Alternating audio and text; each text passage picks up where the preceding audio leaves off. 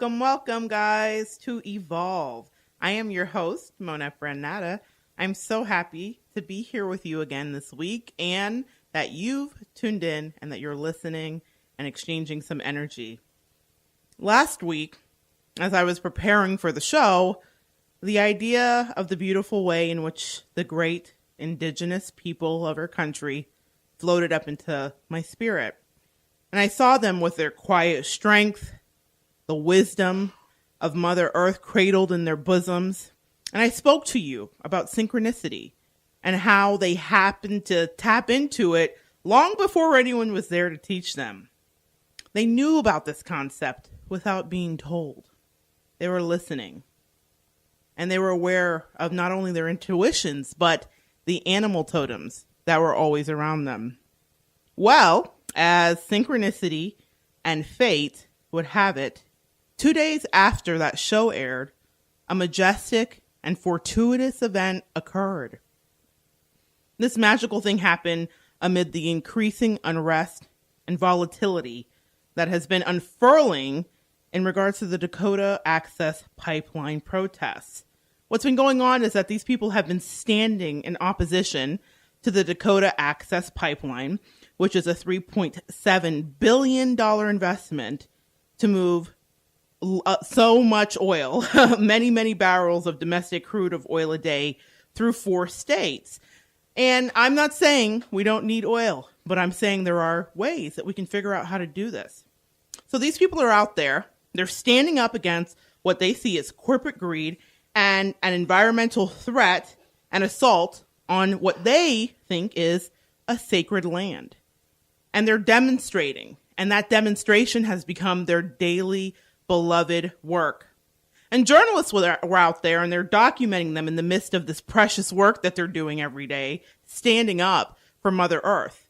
And with each shot and interview, these journalists, from Amy Goodman to many others, captured the accompanying brutality that was going on of the indigenous people and the allies, because people, guys, are coming from all over the world, not just our country, not just the Dakotas, all over the world to stand in solidarity with the Sioux Reservation. And that's when it happened. This journalist is interviewing one of the indigenous people, and he's saying, it's not right. They don't understand. We're not just doing this for us. This isn't a selfish endeavor. This is something we're doing for them. This is something we're doing for Earth.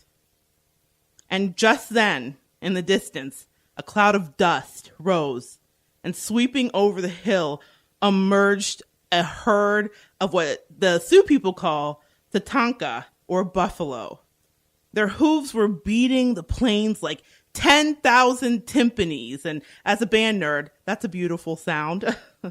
And as you can imagine, it was a sweet sound to the indigenous culture who honor these bison. And they call them a nation. They call them the Tatanka Ioti, or Buffalo Nation, which is a symbol of sacrifice to them, as the bison give their lives to provide food, shelter, and clothing. And through the use of their meat, they help keep these people alive. It's what sustained them for hundreds of years. They maintain this spiritual tradition with the bison, believing that as long as the buffalo are allowed to roam, and they believe that the buffalo are a great gift from the Great Spirit. So as long as they're roaming free and the herds are bountiful, the sovereignty of the indigenous people will remain strong. In the midst of these mass arrests and mace attacks and beatings from batons, something that harkens back to the civil rights movements of the 1960s, which has just absolutely been chilling to me to watch this happen again in 2016. In the midst of all of that chaos, a stampede of these bison suddenly appear near the Standing Rock protest camp. These brave Native Americans have been attempting to stop this pipeline, okay, guys? They just don't want it built on their land. And in the midst of this, when all hope is gone, and judges have passed orders for buildings to happen, and then President Obama stepped in and he said no, and now it's being litigated once more. In the midst of this, this herd of buffalo emerges. And let me tell you, when they appeared, a great rally cry erupted. And a nation of Sioux and those allies I told you about knew that it was no coincidence. This message was a synchronistic event. They had been praying, and that's the thing. They'd been talking about it to the reporters and the journalists, but they'd been praying for assistance from the buffalo during their standoff. While the riot police are beating them down and sicking dogs on them, and they're dealing with the combative National Guardsmen, they had been praying. And here it was, bold, it was clear, their prayers had been heard. I got goosebumps, honestly, as I watched the video, not because it seemed impossible, but because it confirmed the great truth of synchronicity. Here I was, talking about this a few days earlier, and talking about the Native American people. And as I'm preparing my lessons, I pray, I meditate, and I ask for guidance, and that floated up. I really believe it was given to me. What a beautiful way. It wasn't given to me just for this reason, but I feel like there's a synchronicity that's always happening. The universe is always listening and always responding. Across the country, just a week later, in a town that I spent many years of my life, another oil-centered calamity literally exploded onto the national news, and it's tucked away in Helena, Alabama. A pipeline exploded as crews were performing maintenance, and it's just regular maintenance, guys. 4 people were injured, and I think now the reports are up to 7, and 1 person lost their life. People were forced to evacuate their quaint suburban homes, and let me tell you, this place is idyllic. It looks like a postcard. It looks like a Thomas Kinkade painting. I've lived there for many years, and it's a beautiful little country town. So people were forced to evacuate their homes.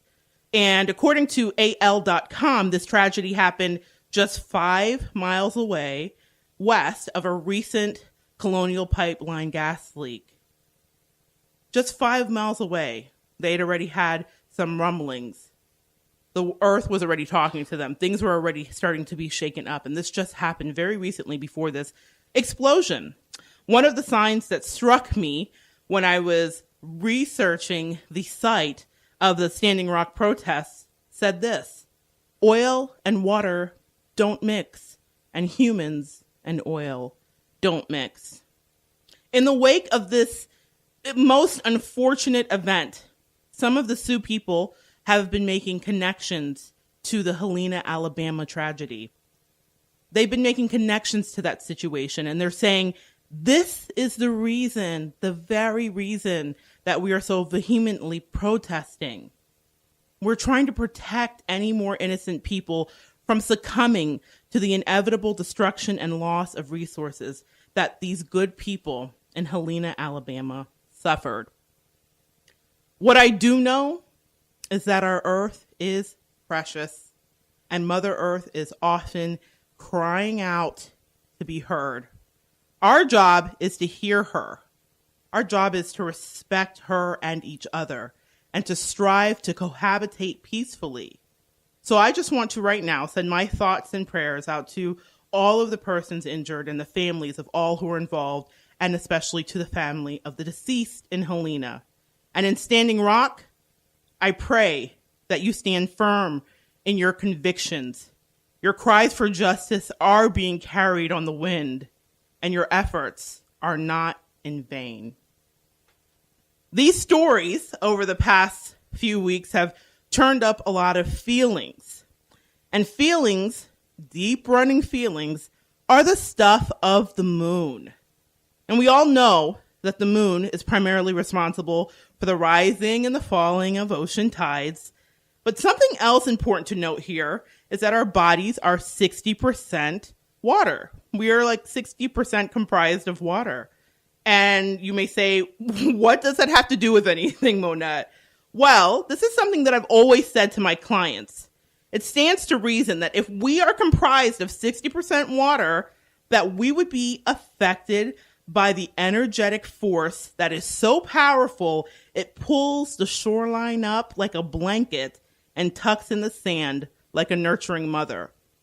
Of course, we're going to be affected by the pull of the moon. And it's the closest planet, guys, to Earth, as you well know. And it literally zips around the zodiac, completing its circuit in less than a month. So because of that, it touches us much more deeply than some of the other planetary involvement. For instance, we will get into a lesson in the future about Saturn returns, which are very important to know about. But that takes 28 and a half years from the time that you're born for that to cycle back into your life. So that's just a contrast and a comparison to how quickly the moon can affect us, because it's coming back around very fast. So it is the ruler of the tides, and it is fitting that it should be the ruler of our emotions. We've all heard these sayings, guys. Still waters run deep, making waves, or she was making waves, or he was making waves. A wellspring of emotion. You see, our emotions have long been portrayed in terms of the sea, fluid and momentous and churning from within. Our mood swings, our instincts, how we feel about things, and how our feelings affect others are all influenced by the moon. Whereas the sun gives us our spirit, that bright, shining spirit we talked about, that first part of the triad, it's the moon that gives us our soul.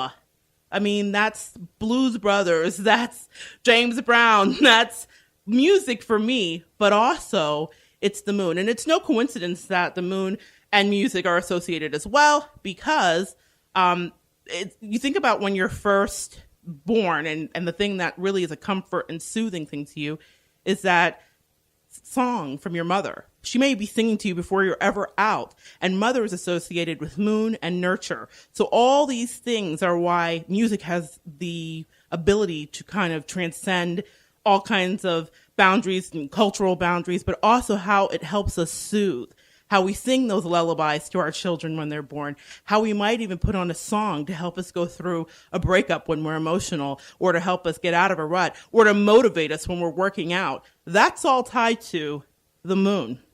The moon is a goddess in that it symbolizes mother, like we just talked about, and the relationship between a woman and a child. This planet speaks to women in the life of the role, the nurturer. It's about fertility, it's about pregnancy, and it's about childbirth. So all of these things are aspected with the moon, or governed by the moon. We see the moon casting its silvery glow from our earliest moments, like I spoke about again. When we are stroked and we're first caressed by our mother, and we're loved and we felt her tender touch, that's all moon stuff, guys.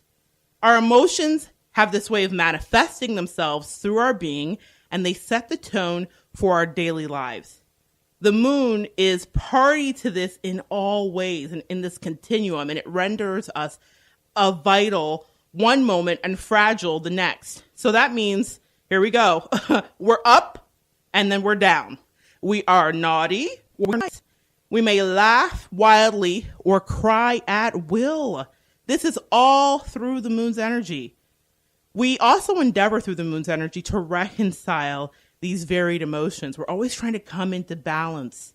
We're always trying to find equilibrium. And that's so that we can make ourselves complete and one with the world.